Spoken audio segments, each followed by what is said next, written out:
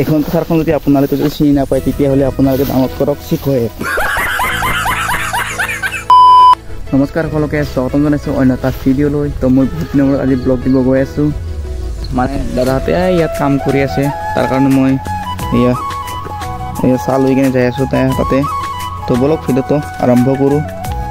চাওকচোন গাইছ, একদম ধানবিলাক পকি গৈছে আৰু এতিয়া কাটিব টাইম হৈ গ'ল আৰু এইবিলাক কাটিলে আৰু এইবিলাক আছে কাটিবৰ কাৰণে। তো এতিয়া যাই আছোঁ চাহ দিবৰ কাৰণে। তাৰে মাজতে আৰু এইবিলাক কিবা পৰা নাই গাইছ, পানীৰ কাৰণে অলপমান গাইছ। এইয়া এইবাৰৰ পানী একদম মানে পকা ধানত পানী আহিছে না, বৰষুণ আহিছে আৰু কি কৰে উপায় নাই, এইবিলাক পকা নাই।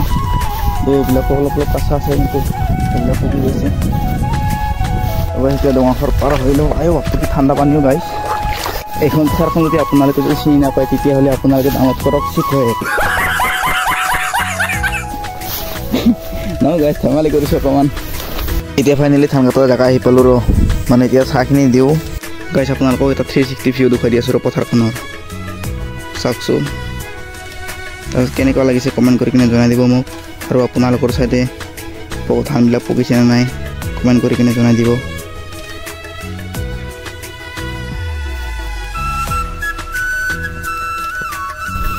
চাহ খোৱা হ'ল, এতিয়া ঘৰত যাই আছোঁ ৰ।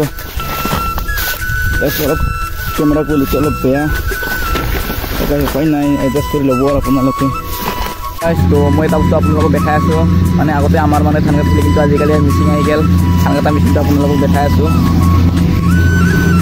এই চাওকচোন মেচিনটো, এইটো হ'ল মেচিনটো ধান কাটি আছে। তো ওচৰত যাই কিনে আপোনালোকক দেখাই আছোঁ ৰ'বা।